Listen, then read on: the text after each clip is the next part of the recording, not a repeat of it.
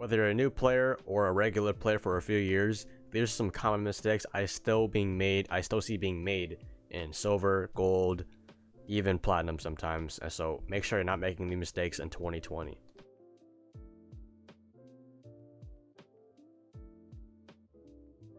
Hello everybody, my name is Athieno and welcome back to my channel. I upload Rainbow Six tip videos and also stream highlights almost every single day. I stream every day and I will leave the link to my socials in the description. Otherwise, let's not too rowdy and let's get right into the video. The first common mistake I want to point out is that people are dying too early. They are peeking stuff they shouldn't be peeking in the middle of the round, and whether that's spawn peeking or stuff like that. Like, I don't have anything against spawn peeking or maybe playing aggressive, but if you're trying to improve as a player, running around and playing like an idiot is not going to improve you that fast. I recommend, if you're solo queuing a lot, even if you're playing in a stack that may not have the best players, you can stand out by playing a little bit more for time and playing for that plant. Kills will still come your way. It's just a lot more consistent to play towards the bomb more than playing for like a frag heavy, you know. Some people forget that they're even playing bomb sometimes because they're just so busy spawn killing with smoke or something like that, roaming with smoke, you know what I mean. So make sure you're picking up the right operators and playing for your life more than the kills on your leaderboard. The second thing I want to talk about is player trading.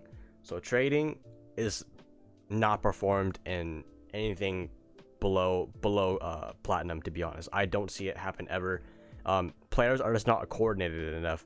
And even if you're not coordinated, if you're solo queuing, you can still play behind your teammates. I'm not saying to bait them and wait for them to die, but if you're in a 2v2 situation, 15 seconds left, and you're attacking, right? If you can't get the bomb down, you just have to go for the kills. And sometimes if you win your one, but your other friend loses his one, you have to push in and swing on that guy. That's basically an example of a trade. Even if it's not just the time left, you could. Maybe it's a roamer, or maybe if a roamer picks off one of your teammates, it's your job to find that pick in like a 5-second radius, you know. But otherwise, trading is super important. I don't think it's practiced enough in lower ranks, but if you start practicing that now, no matter what rank you're in, it will definitely carry a long way into even professional play. The third thing I want to talk about as a common mistake is not picking the right operators, whether that's defending or attacking. Maybe on attacking, some people might even have a hard breacher. And on defense, some people might not even have a Jaeger when it's really important, like a cocktail defense on Cafe. Or maybe it's not having rotations in a site like Cafe. If on the top floor, you have to have that freezer rotate. And on many, I like in the New Oregon as well. You kind of need that. You need the kills rotate, attic rotate, all that kind of stuff. So make sure bringing impacts or a shotgun, and then kind of the defense lineup. You don't want to use a nitro cell because that's a lot of wasted potential.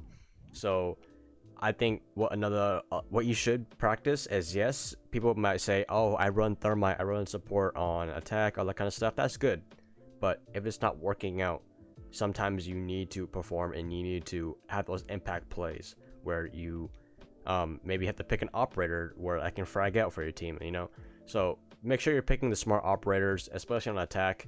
I think developing and adapting to the team that you're facing up against is really important. If they're bringing a lot of Echo and Valkyrie on defense, bring an IQ, bring maybe a Twitch, kind of expect that, make sure you're bringing the right operators for whatever map and site you're going up against. So the fourth common mistake I see is how people are playing the game. Now, that's very vague, but what I'm trying to say is solo queuing versus playing with people and 5 stacking. People have people use these ways with different purposes when they aren't being used to their full potential. People will solo queue expecting their team to be an even fight and expecting everyone to call out and work with them. Nah, you shouldn't go into solo queuing expecting the same result as a 5 stack, because that will not happen and you will be disappointed quickly. So make sure you're not being caught off guard. Another thing I want to say is, for 5 stacking, you should play more as working on your communication, your callouts, and your teamwork. It's really hard to do that in solo queue when no one's really working with you, So my biggest advice I would say for you guys when it comes to playing the game, whether you're coming home, maybe you're even get some people on, I would say first, when you go to solo queue, lower your expectations and don't expect your teammates to work with you. expect that you might need to do some of that work, but that's all what solo queuing and ranked is for. It's just to getting better, your self-improvement, really playing just to change yourself. Don't try to call out other players on their mistakes, because that's on them if they want to improve.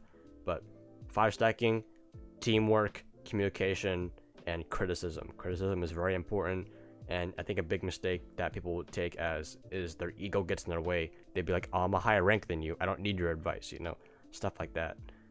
So make sure you're able to take criticism in an optimistic way.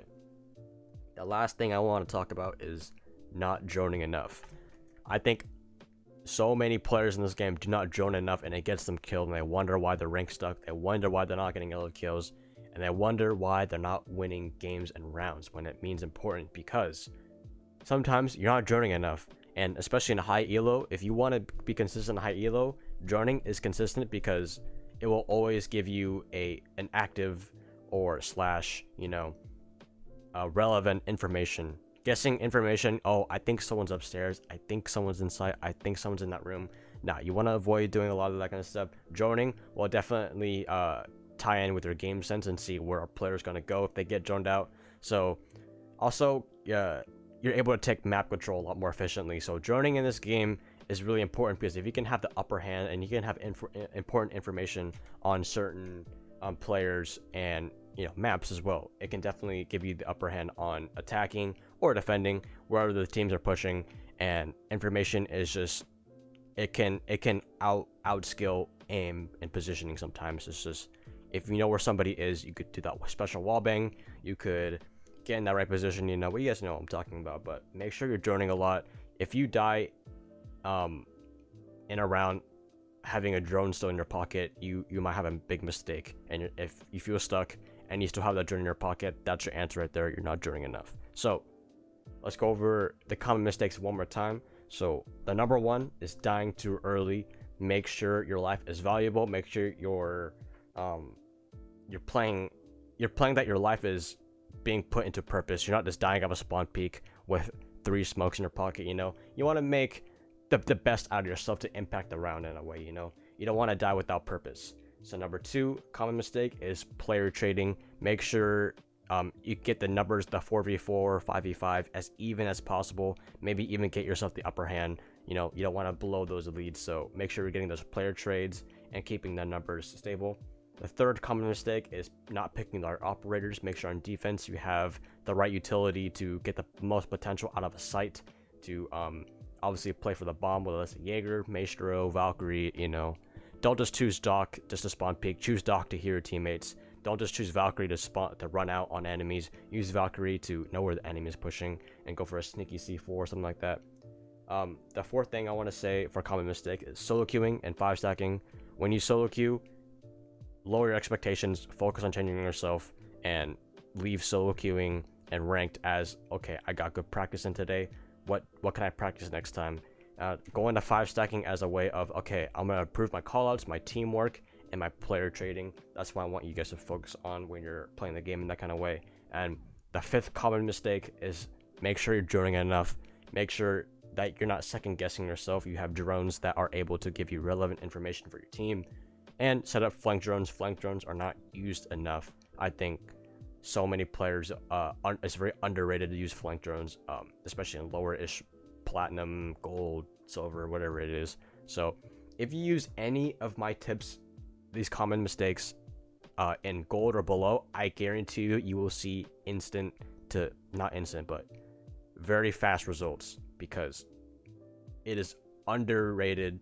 And I think not a lot of players are using it. That's why they're common mistakes. So if you did not know any of these and it actually helped you, please like the video. It really helps the video get known. Share with your buddies that play Siege, your 5 stacks, you know. Y'all are trying to improve together and all that kind of stuff. So make sure you guys are sharing with your friends. Comment what kind of video you guys want next and your favorite tip of this video. Otherwise, make sure you're following my Twitch to see my streams every single day, and my socials in my description. And I'll catch you guys in the next video. Peace.